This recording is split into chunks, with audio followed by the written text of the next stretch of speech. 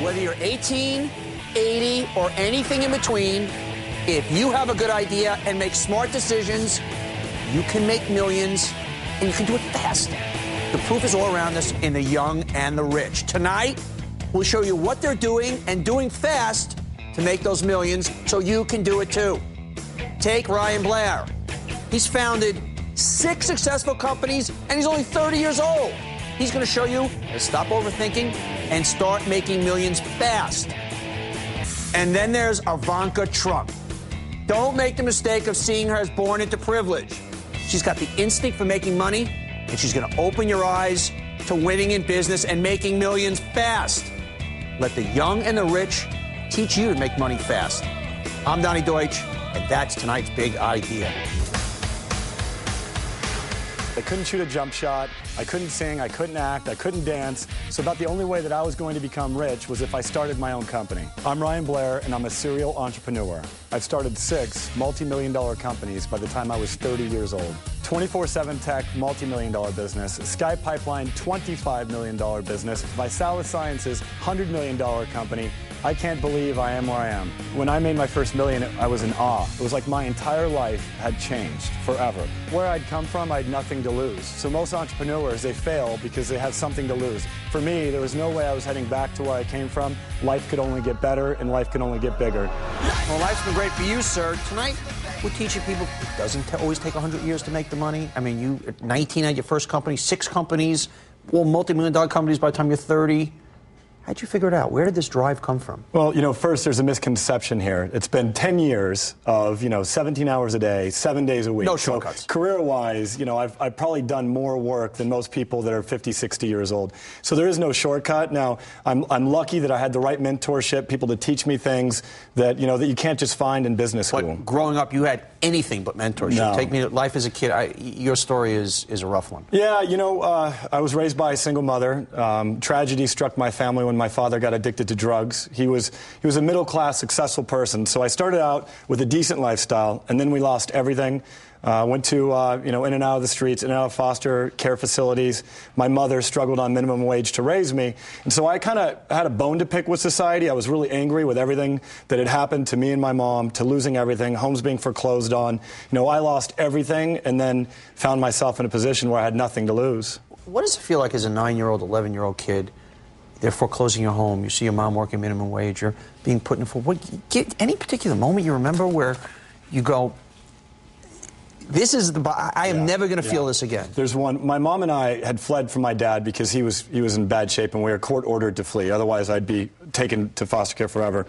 And we moved all of our stuff into this new home, and I was so excited. It was a 1-bedroom home in a bad neighborhood, and we offloaded all of our goods, and then we went back for a second trip to get the rest of our stuff.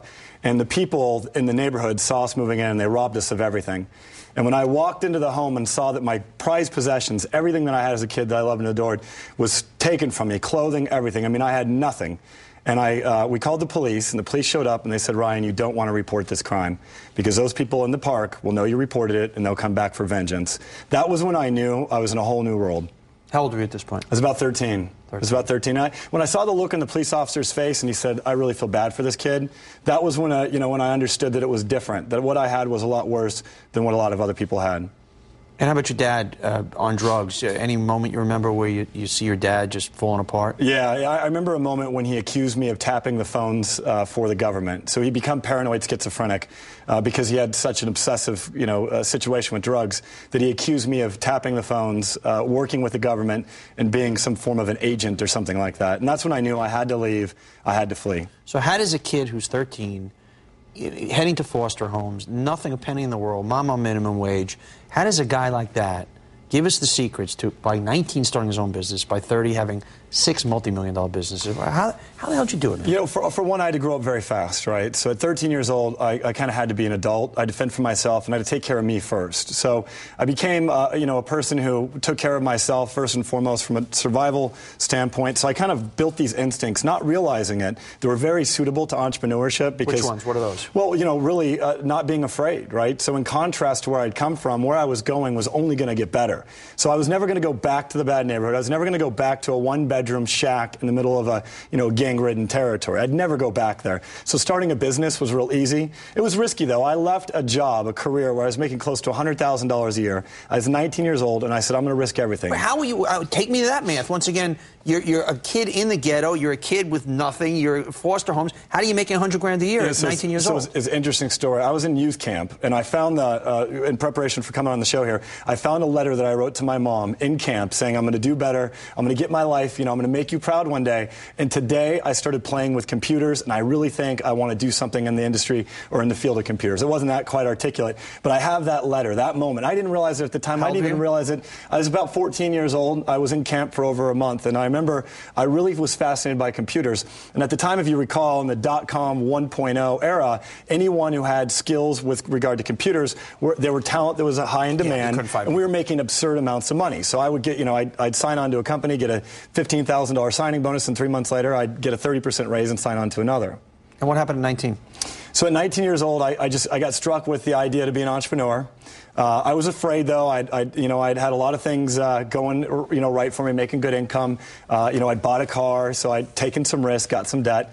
And I decided I wanted to be an entrepreneur, and I went to my mentor, my stepdad, and I said, I'm thinking about being an entrepreneur.